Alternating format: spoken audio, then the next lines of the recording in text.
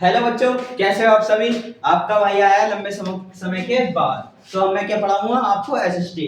ठीक है, chapter first 8th class का चैप्टर फर्स्ट एसएसटी का प्रकृति संसाधन एवं उनका उपयोग। ठीक है, इसे इजी एक्सप्लेन करेंगे। घर में, खेती में, उद्योग में, बिजली बनाने में कैसे उपयोग होता है। ठीक है, आइए जानते हैं आगे। संसाधन की परिभाषा। प्रकृति पर मौजूद व सभी सजीव और निर्जीव तत्वों का मानव निर्मित नहीं है, प्रकृति का हिस्सा है। जो भी सजीव निर्जीव तत्व है वो मानव निर्मित नहीं है, वो एक प्रकृति का हिस्सा है। जब मनुष्य इन तत्वों का उपयोग अपने जीवन यापन, उपयोग या नई वस्तुएं बनाने के लिए करते हैं तथा वे संसाधन बन जाते हैं। जो भी हम मनुष्य उन तत्वों को अपने यूज में लेते हैं, उपभोग में लेते हैं, वो क्या है? संसाधन है। ठीक है, उदाहरण के तौर पर देखते हैं, एक पेड़ प्रकृति का हिस्सा है, लेकिन जब उसकी लकड़ी से फर्नीचर बनाया जाता है तो वह एक संसाधन बन जाता है। जैसे एक पेड़ है, ठीक है, एक लकड़ी है, वो पहले लकड़ी है, फिर उसका क्या है, हम फर्नीचर बना रहे हैं, वो क्या है? एक संसाधन है, हम इसे उपयोग में ला रहे हैं। संसाधन कहलाने के लिए आवश्यक शर्तें। किसी भी तत्व को संसाधन मापने के लिए निम्नलिखित 3 मापदंडों का अनिवार्य है। कौन कौन सी होती मापदंड? तकनीकी रूप से सुलभ, आर्थिक रूप से व्यवहार्य, सांस्कृतिक रूप से स्वीकार्य। आइए आगे।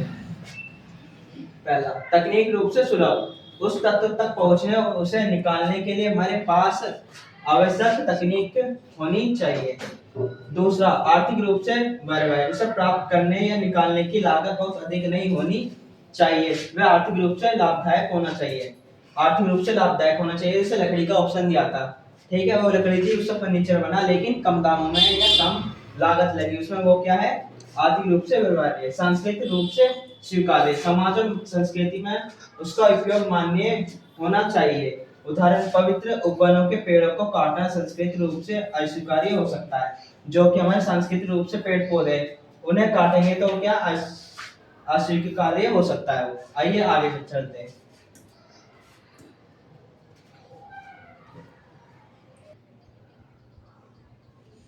तो आगे चलते आइए।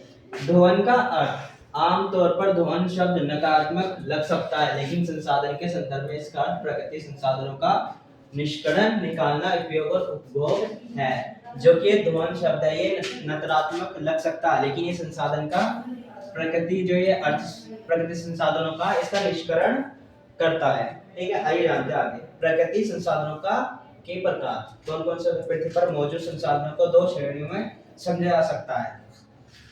पहला, प्रत्यक्ष संसाधन, ठीक है। दूसरा, अप्रत्यक्ष संसाधन। प्रत्यक्ष संसाधन में क्या आते हैं? जल, वायु और मृदा, जिसे मिट्टी बोलते हैं। और अप्रत्यक्ष संसाधन में कोयला, खनिज तेल, धातु, अयस्क, बहुमूल्य पत्थर और लकड़ी आदि। इनमें से कई संसाधनों को बनाने में लाखों वर्ष का समय लगता है। इनमें से ऐसे कोई संसाधन है जिस बनाने में बहुत समय लगता है। प्रत्येक संसाधन मुख्य बिंदु। प्रकृति और संस्कृति क्या है, आइए जानते हैं। विश्व की कई स्थानीय परंपराओं में प्रकृति को पवित्र माना गया है। विश्व की कई स्थायी परंपरा है, जो कि हमारी स्थायी परंपरा चलती आ रही है, उसको क्या माना गया है? उस प्रकृति को पवित्र माना गया है। प्रकृति और पालनकर्ता और पोषणकर्ता के रूप में देखा जाता है। जो हमारी प्रकृति है उसे पालनकर्ता और पोषणकर्ता भी कहते हैं। विभिन्न संस्कृतियों में प्रकृति के संरक्षण के लिए विशिष्ट प्रथाएं, जैसे तुलसी पूजा प्रचलित है। जैसे कि हमारी संस्कृति चलती आ रही है, पेड़ों को भी पूजते हैं, ठीक है। जैसे कि ये तुलसी पूजा, ये देख सकते हो। और ये मधुमक्खी सत्य पर शहद कैसे है, और ये सब। आइए जानते हैं आगे। प्रकृति संसाधन की परिभाषा क्या है? प्रकृति संसाधन वह सामग्रियां है और पदार्थ जो प्रकृति में पाए जाते हैं और मानव के लिए बहुमूल्य होते हैं। प्रकृति संसाधन क्या है? जो सामग्रियां है, पदार्थ है, वो प्रकृति में पाए जाते हैं। ये जो सामग्री पदार्थ वो क्या है? प्रकृति में पाए जाते हैं, मानव के लिए बहुमूल्य कहलाते हैं। हमारे आसपास की लगभग हर वस्तु का उद्गम स्रोत प्रकृति है। जैसे कपड़ों में लगा प्लास्टिक का बटन भी किसी न किसी से प्रकृति से जुड़ा है। जैसे हमें कपड़ों में, हमारे कपड़े शर्ट है, उसमें बटन है प्लास्टिक का, वो भी क्या है? प्रकृति से जुड़ा है। संसाधनों का वर्गीकरण, जो क्लासिफिकेशन है संसाधनों का, रिसोर्सेज का क्लासिफिकेशन।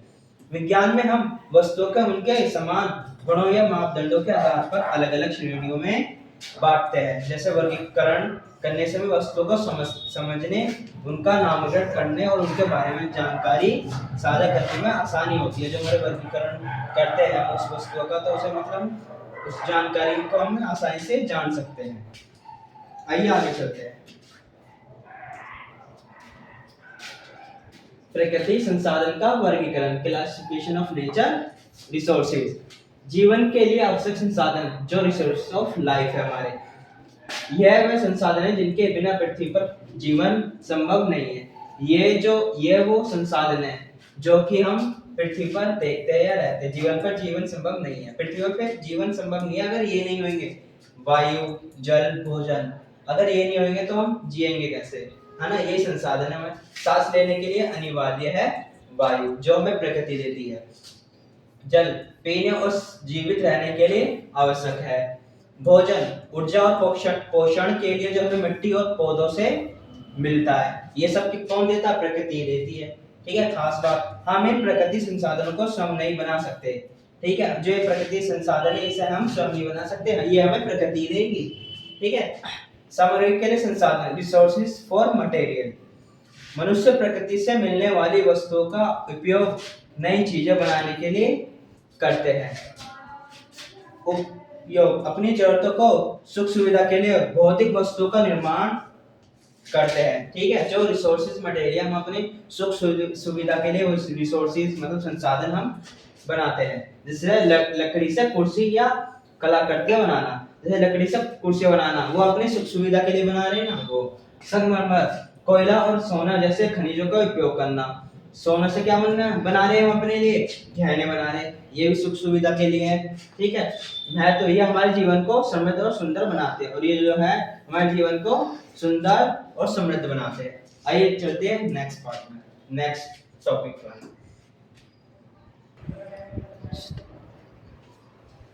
ऊर्जा के लिए संसाधन, रिसोर्स ऑफ एनर्जी। ये संसाधन आधुनिक जीवन का आधार है। जो ये संसाधन है आधुनिक जीवन का आधार है। उपयोग बिजली बनाने, परिवहन, गाड़ी चलाने और कारखानों में उत्पादन के लिए। ये क्या है? संसाधन है।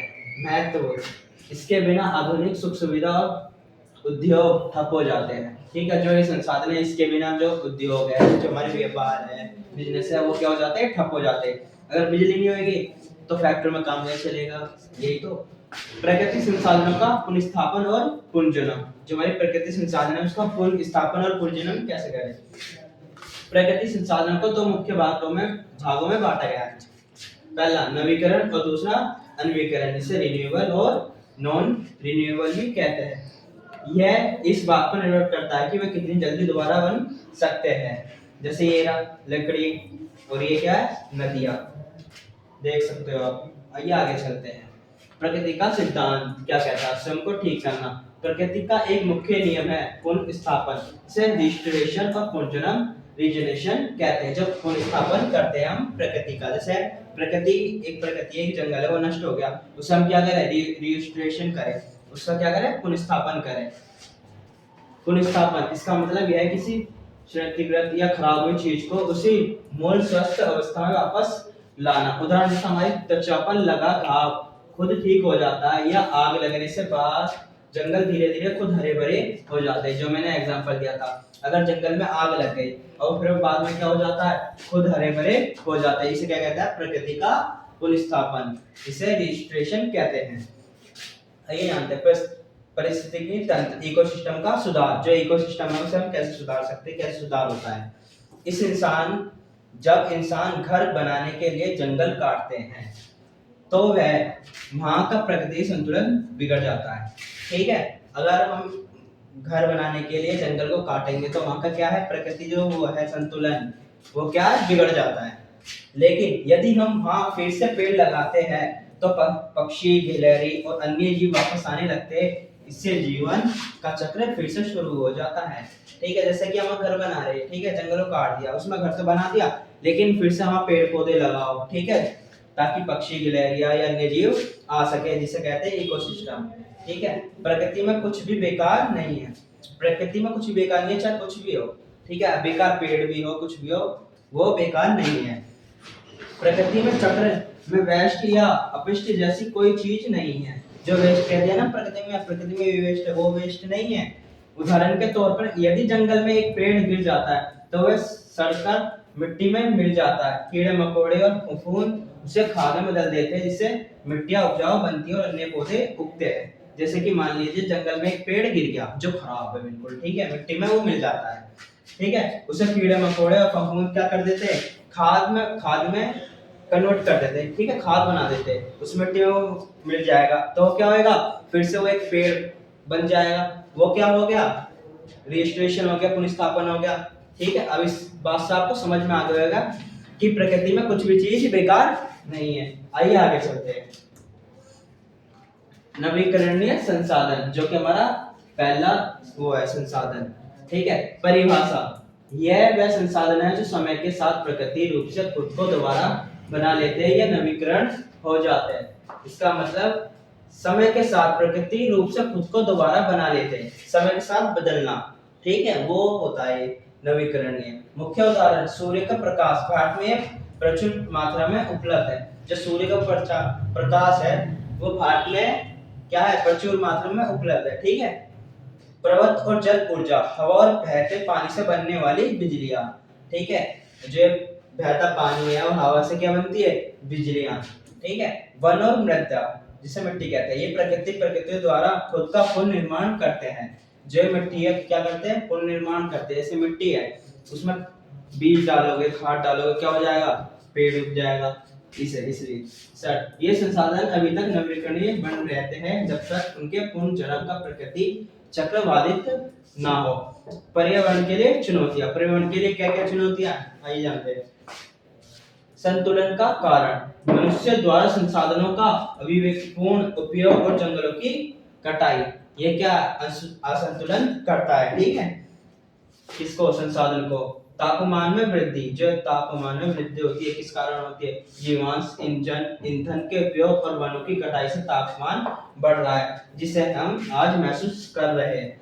ये तो सही बात है, जो कि जीवन ईंधन से उपयोग, जो हमारी फैक्ट्रियां है, ठीक है, वहां से क्या निकलता है, ठीक है, वहां से क्या निकलता है, धुआं निकलता है, प्रदूषण निकलता है, ठीक है। और वनों की कटाई के कारण क्या है, गर्मी आएगी, वन कट जाएंगे, पेड़ कट जाएंगे, तो हमें गर्मी तो लगेगी, क्योंकि पेड़ कट रहे, पेड़ हमें छाव दे रहे हैं, ठीक है, पेड़ की वन काट रहे हैं, जंगल कट रहे हैं, उससे क्या है, जो हमारी प्रकृति है वो क्या हो रही है, डिस्ट्रॉय हो रही है। इस कारण क्या है, तापमान बढ़ रहा है। आगे आगे चलते हैं।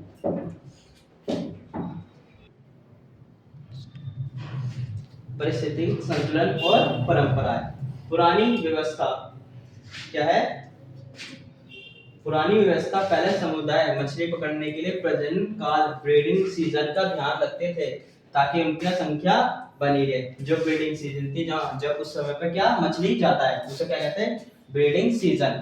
व्यावसायीकरण का असर, आसक ज्यादा मुनाफे के चक्कर में अत्यधिक मछली पकड़ी जा रही है, जिससे समुद्री परिस्थिति तंत्र इकोसिस्टम बिगड़ रहा है, ठीक है। जो हमारी असर आसक मुनाफे के चक्कर में जो प्रकृति का असर है, ठीक है, जो आपसे असर है, जो हमारी समुद्र में मछलियां है, हम उसे पकड़ रहे हैं और क्या कर रहे हैं, इकोसिस्टम बिगाड़ रहे हैं अपने दुनिया का। उदाहरण, टूना जैसी महत्वपूर्ण मछलियों की संख्या में भारी गिरावट आई है।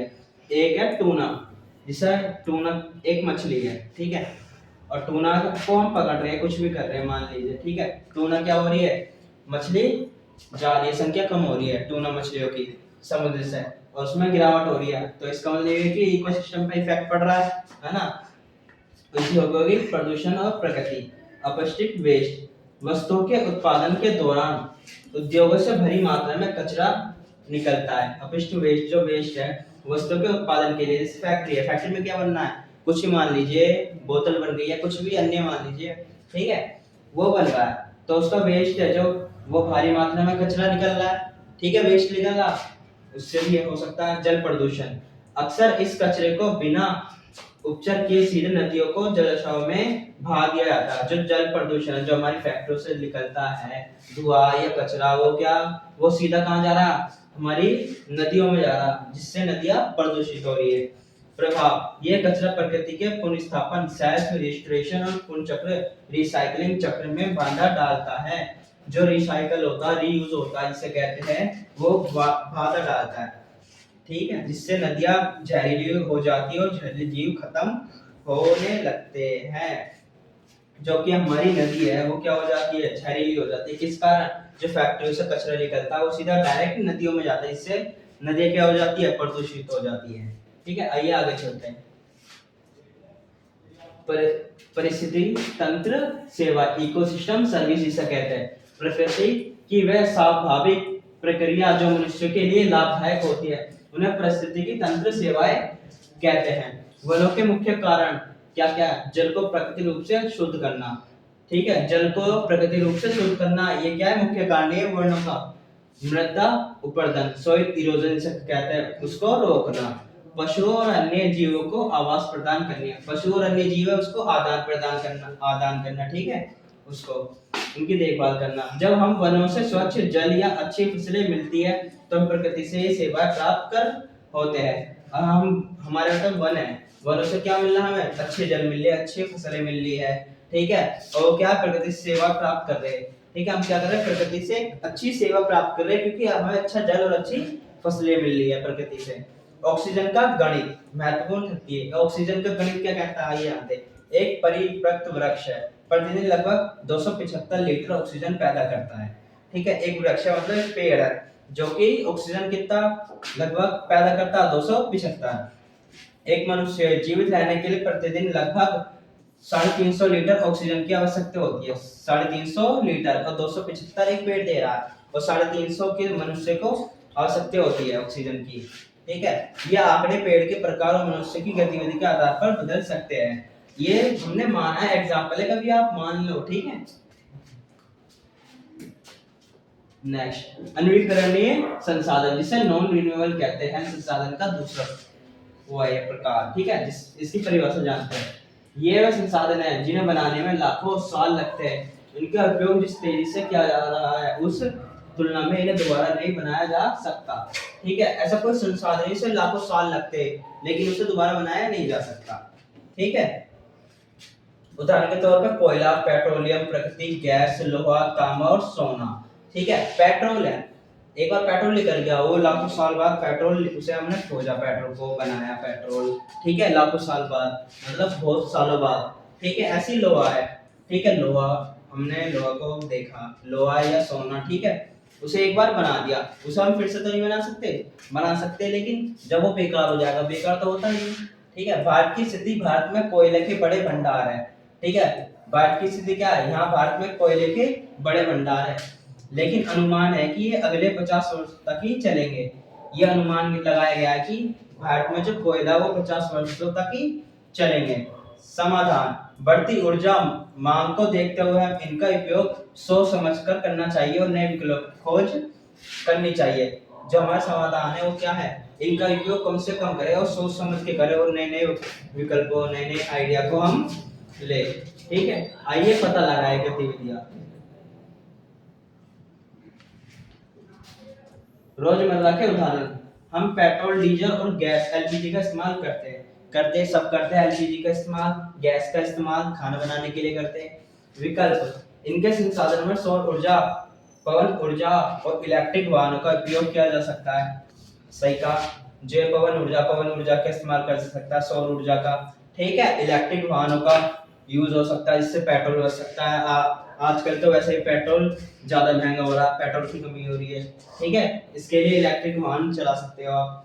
ठीक है, प्रकृति संसाधनों का वितरण और प्रभाव। आसमान वितरण, पृथ्वी पर प्रकृति संसाधन हर जगह एक समान नहीं मिलते। ठीक है, संसाधन जो पृथ्वी है, ठीक है, हर जगह अलग अलग संसाधन है, एक समान तो मिलेंगे नहीं। किसी देश में खनिज ज्यादा है तो किसी में कम। प्रभाव, यह वितरण इंसानी बस्तियों और व्यापार के तरीकों को तय करता है। ठीक है, यह वितरण इंसानी बस्तियों के व्यापार और तरीकों को तय करता है। संसाधनों पर अधिकार पाने के लिए देशों के बीच संबंध तनाव युद्ध तक होते हैं। ठीक है, संसाधनों के लिए हमें क्या युद्ध होते हैं देशों के बीच, संसाधनों के लिए कि हमें ये संसाधन चाहिए, ये संसाधन चाहिए। इसी से वजह से संबंध भी बनते हैं, तनाव भी होते हैं और युद्ध भी होते हैं। किसकी वजह से? संसाधनों की वजह से। ठीक है, अंतरराष्ट्रीय संबंधों में संसाधनों की उपलब्धता बहुत बड़ी भूमिका निभाती है। चलते हैं आगे।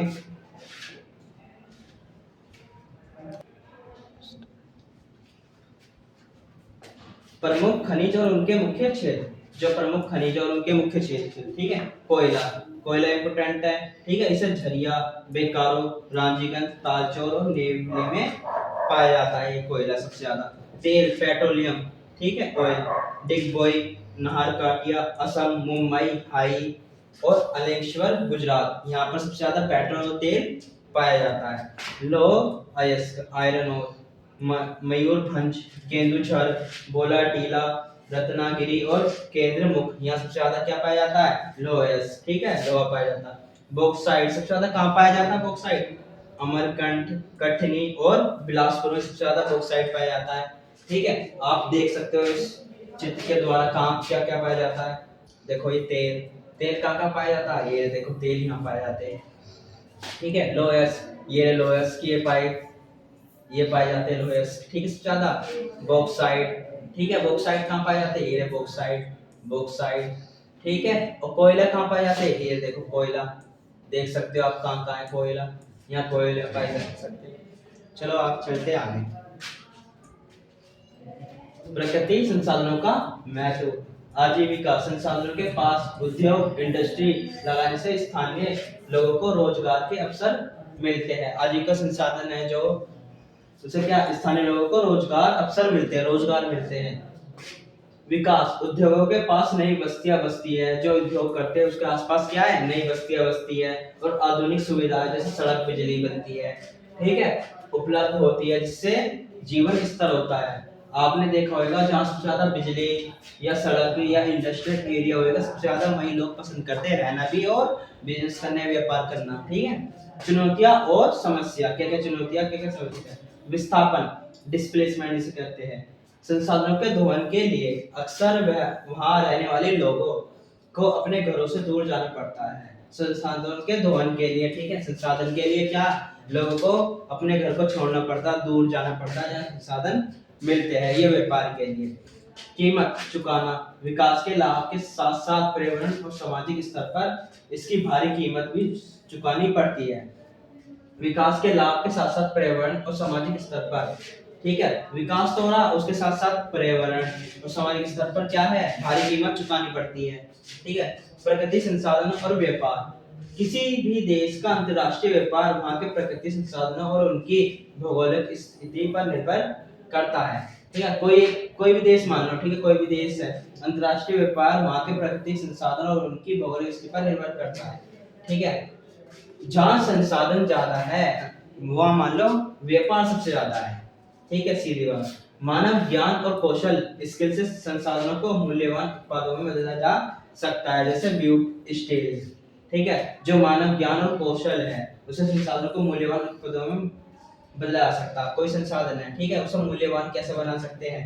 जैसे पत्थर है, पत्थरों को एक अच्छी सी मूर्ति बना सकते हैं, शेप दे सकते हैं ना, पत्थर को मूर्ति में मूर्ति बना सकते हैं, फिर वो मूल्यवान हो जाती है। वो मूर्तियां बहुत, मतलब बहुत कीमत होती है उस मूर्तियों की, ठीक है। एग्जांपल दिया मैंने आपको। व्यापार ने ही प्राचीन काल में भारत के बड़े साम्राज्यों के विकास में मदद की है, ठीक है। जो प्राचीन काल, व्यापार में ही प्राचीन काल में भारत के बड़े साम्राज्यों के विकास में मदद मिलती है।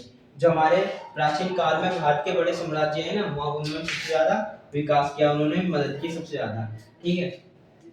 आइए चलते आगे।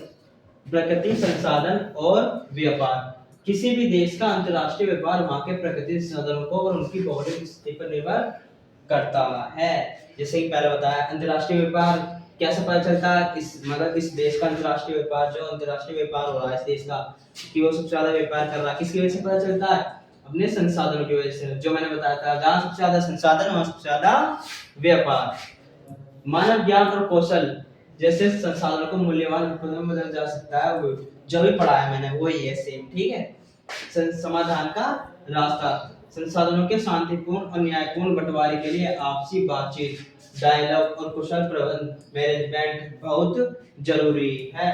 संसाधन शांतिपूर्ण, जैसे संसाधनों से हम शांतिपूर्ण कैसे बांटे, ये कैसे न्याय करें, ठीक है, उसे कैसे बांटे हम, ठीक है, आसानी से बातचीत करें, ठीक है, मैनेजमेंट करें, बहुत जरूरी है, बहुत जरूरी होता है ये संसाधन का मैनेजमेंट करना।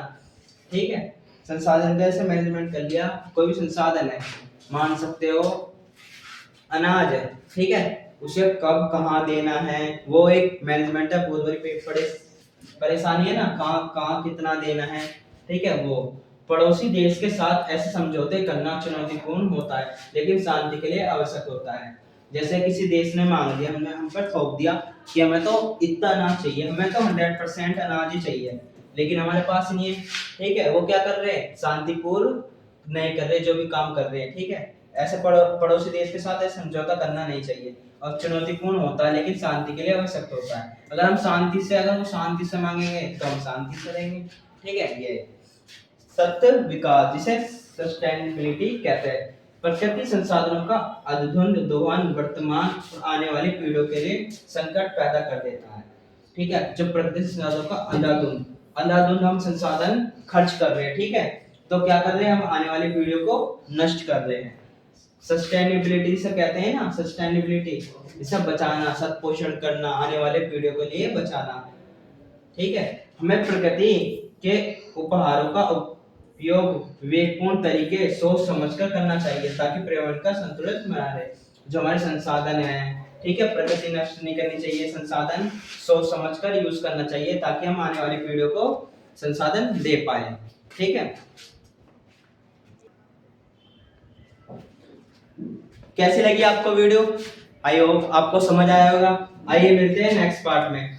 ठीक है, आपको समझ आ गया होगा। ठीक है, अब नेक्स्ट पार्ट में आपको बताऊंगा, ठीक है, चैप्टर के बारे में। और नेक्स्ट पार्ट के लिए, अगर नेक्स्ट पार्ट को जानना है, नेक्स्ट पार्ट को देखना है, उसके लिए मैं लाइक करें, कमेंट करें एंड फॉलो करें। Thank you.